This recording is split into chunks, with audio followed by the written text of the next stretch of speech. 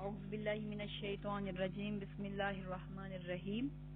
السلام علیکم اسٹوڈینٹس، آج میں اسلامیات کے سال اول کے لیکچرز کے ساتھ حاضر ہوئی ہوں۔ یہ لیکچرز آپ کی ٹیکسٹ بک کے اکارڈنگ ہوں گے، اور چونکہ ہماری کتاب کے 4 ابواب ہیں، ہر ابواب کے ترتیب وار جو آرٹیکل ہیں ان کے مطابق یہ لیکچرز ہوں گے۔ آج ہمارا جو پہلا لیکچر ہے وہ ہے بنیادی عقائد۔ اسٹوڈینٹس، اس سے پہلے میں اپنے لیکچر کی ڈیٹیل کی طرف بڑھوں، سب سے پہلے ہم دیکھتے ہیں کہ کائنات کی مرکزی تخلیق انسان ہے۔ اللہ تعالیٰ نے یہ ساری کائنات انسان کے لیے تخلیق کی ہے۔ انسان اس کائنات کا مرکزی عنصر ہے۔ یہ انسان جسم اور روح کا مرکب ہے۔ یہ جسم اسی مٹی سے بنا ہے اور اسی مٹی میں مٹی ہو جاتا ہے۔ روح آسمان سے آئی ہے اور آسمان ہی کی طرف واپس لوٹ جاتی ہے۔ اللہ تعالیٰ نے اس جسم کی تمام ضروریات کا سامان اسی مٹی میں رکھا ہے، اور روح کا سامان یعنی روح کی غذا ہے جو وہ آسمان سے آتی ہے۔ ہم جتنی بھی چیزیں استعمال کرتے ہیں، جس قسم کی خوراک کھاتے ہیں، جو بھی لباس پہنتے ہیں، اسی مٹی سے، اسی زمین کے ریسورسز سے جنریٹ کرتے ہیں۔ روح آسمان سے آتی ہے، آسمان میں واپس جاتی ہے۔ اللہ نے اس روح کی ضروریات جو ہیں اس کے لیے بھی آسمان سے ہی ہدایات کا انتظام کیا ہے۔ اسی لیے یہ سمجھنا ضروری ہے کہ عقائد، عبادات، معاشرت، یا اگر اس کو مختصر کہوں تو تمام آسمانی مذاہب وہ اللہ نے آسمان سے بھیجے ہیں، اور ان مذاہب کی ترویج و اشاعت کے لیے اللہ نے انبیاء کو بھیجا۔ لہذا انسان کی کامیابی انہی تعلیمات پر عمل میں پوشیدہ ہے جو اللہ نے انسان کے لیے آسمان سے بھیجے۔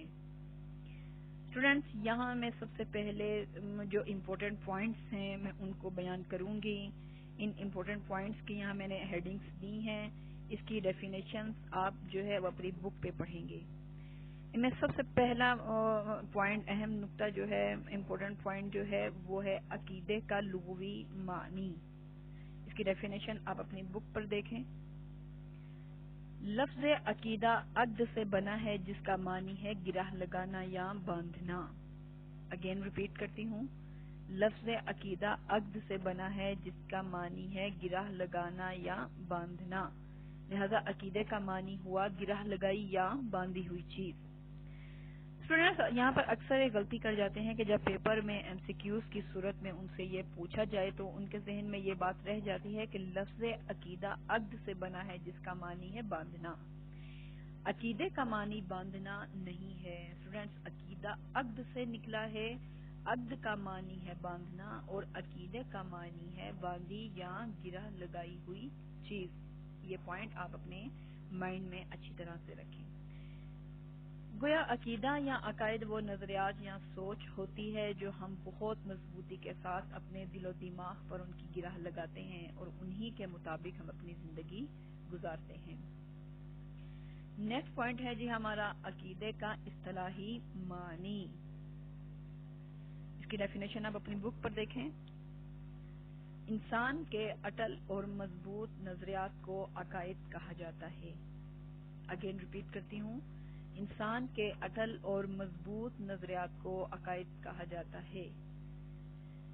زندگی کے بارے میں جو آپ کی سوچ، یہ جو نظریہ حیات جو ہم اپنے پاس رکھتے ہیں، اسی کے مطابق ہم زندگی گزارتے ہیں۔ اسی لیے اسلام نے سب سے پہلے عقائد کی اصلاح پر زور ہی اسی لیے دیا ہے کیونکہ کوئی بھی دنیا کا انسان وہ اپنی زندگی اپنے اٹل اور مضبوط عقائد یا نظریات کے مطابق گزارتا ہے۔ اگر وہ عقائد درست ہوں گے تو اس کی زندگی درست ہوگی۔ اگر ان عقائد کی اینٹ ٹیڑھی لگا دی گئی تو اس پر جو عمارت تعمیر ہوگی وہ بھی یقیناً کمزور اور ٹیڑھی ہوگی۔ لہذا انسان کے جو مضبوط عقائد اور نظریات ہوتے ہیں جن پر وہ زندگی گزارتا ہے اسے عقیدہ کہا جاتا ہے۔ اس کے تمام اعمال میں اس کے عقائد کی جھلک دکھائی دے گی۔ انسان کا زندگی کے بارے میں جو تصور ہے وہ تصور اس کے تمام تر معمولات میں، اس کے مذہب میں، اس کے اعمال میں، اس کی عبادات میں، اس کی ہر چیز میں جھلکتا ہے۔ یہ عقائد اس کے اعمال کے محرکات ہوتے ہیں۔ گویا اگر کسی شخص کے عقائد درست ہیں اور مضبوط ہیں تو وہ انہی عقائد کی بنیاد پر جو اعمال کرے گا وہ اسی کی طرح مضبوط اور مستحکم ہوں گے۔ آگے دیکھیں عقیدے کی مثال۔ عقیدے کی مثال ایک بیج کی ہے، یہ ایم سی کیوز بھی ہے، ایک بہت امپورٹنٹ پوائنٹ بھی ہے۔ عقیدے کی مثال ایک بیج کی مانند ہے۔ آپ زمین میں جو بیج بوتے ہیں اس بیج سے پودا اگتا ہے۔ مثلا اگر آپ گندم کا بیج بوتے ہیں تو اس سے گندم کا ہی پودا اگے گا، ایسا ممکن نہیں کہ اس سے چاول یا مکئی کا پودا اگے۔ اس لیے عقیدے کی مثال بیج کی ہے اور عمل کی مثال اس بیج سے اگنے والے پودے کی ہے۔ لہذا ثابت ہوا کہ جیسا عقیدہ ہوگا اسی کے مطابق عمل ہوگا۔ اس لیے پودے میں بیج کی خصوصیات ہوتی ہیں، جیسے انسان کے عقائد ہوں گے اسی کے مطابق اس کے اعمال ہوں گے اور انہی اعمال کے مطابق اس کا حساب و کتاب ہوگا۔ نیکسٹ پوائنٹ ہے جی ہمارا تبلیغ کا آغاز۔ اسٹوڈینٹس آپ سب جانتے ہیں کہ جتنے بھی انبیاء اللہ نے انسان کی ہدایت و اصلاح کے لیے بھیجے، انہوں نے سب سے پہلے جو کام آ کر کیا، یعنی انہوں نے تبلیغ کا سٹارٹنگ پوائنٹ جو لیا ہے وہ سب سے پہلے یہ تھا کہ انہوں نے ان لوگوں کے عقائد کی اصلاح کی، یعنی ان کے عقائد کی اصلاح کرنا تھا۔ مثلا وہ لوگ اللہ کے بارے میں کیا سوچتے تھے، جو انبیاء آئے ان کے بارے میں ان کی کیا رائے تھی، کیا وہ اس زندگی کے بعد دوبارہ جی اٹھنے کے بارے میں یقین رکھتے تھے یا نہیں، فرشتے جو اللہ کا پیغام لے کر آئے اور پہنچانے کا ذریعہ ہیں کیا ان پر ان کا ایمان تھا یا نہیں۔ تو اس لیے انبیاء نے آ کے اپنی تعلیمات کا آغاز سب سے پہلے عقائد کی اصلاح سے کیا۔ عبادات بعد میں آئیں، باقی سارے احکامات بعد میں آئے، پہلے اس بیج کو صحیح جگہ پر بویا جہاں سے اعمال کے پودے نے جنم لینا تھا۔ اس لیے دنیا میں جتنے بھی انبیاء اللہ نے اتارے، جتنے بھی رسول بھیجے، انہوں نے اپنی تعلیمات کا آغاز، اپنی تبلیغ کا آغاز عقائد کی اصلاح سے کیا۔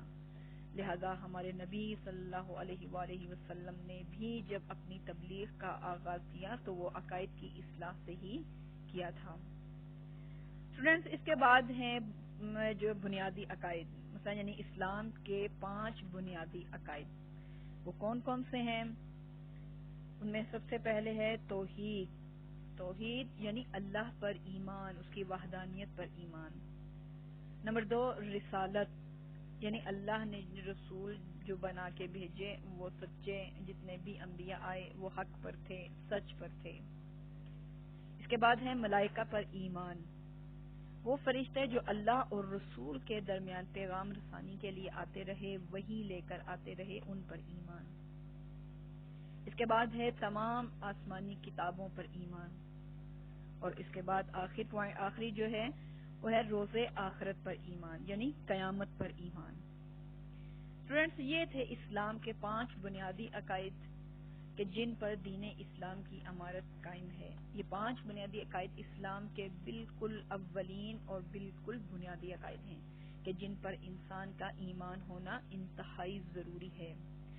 جہاں قرآن کی آیت کا ریفرنس بھی ہم دیکھتے ہیں کہ قرآن میں اللہ تعالیٰ نے ان جو ہے وہ بنیادی عقائد کے بارے میں آیت جو ہے وہ ارشاد فرمائی ہے۔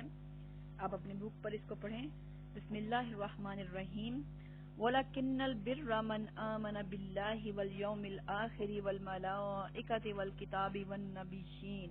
ترجمہ دیکھیں، لیکن بڑی نیکی تو یہ ہے جو کوئی ایمان لائے اللہ پر اور قیامت کے دن پر اور فرشتوں پر اور سب الہامی کتابوں پر اور پیغمبروں پر۔ تو دین اسلام کی بنیاد، اس کی جڑ وہ 5 بنیادی عقائد ہیں کہ جن کی تبلیغ رسول صلی اللہ علیہ وآلہ وسلم نے کی، اللہ کا وہ پیغام ہم تک پہنچایا کہ جس پر دین اسلام کی عمارت کھڑی ہے۔ تو اسٹوڈینٹس یہاں تک تھا ہمارا آج کا ٹاپک، آج کا لیکچر۔ اسٹوڈینٹس یہ یاد رکھیے کہ قرآن کی آیت کا جو ترجمہ ہے اگر کسی کو درست آتا ہے، مثلا یعنی کہ اگر وہ درست لکھ سکتا ہے تو لکھے، ورنہ وہ ترجمے کی جسٹ ہیڈنگ جو ہے وہ اسی صورت میں دیں کہ جب وہ ورڈ ٹو ورڈ اس کو ترجمہ آتا ہو اور وہ اس کو بیان کر سکیں۔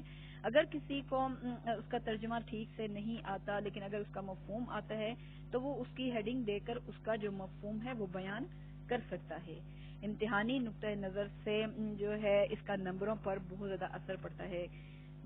تو لہٰذا قرآنی آیت یا حدیث کا ترجمہ اگر کسی کو اچھے طریقے سے آتا ہو تو تب لکھے، ورنہ اس کے مفہوم کو بیان کر دے۔ انشاءاللہ کل اگلے ٹاپک کے ساتھ حاضر ہوں گی۔ والسلام۔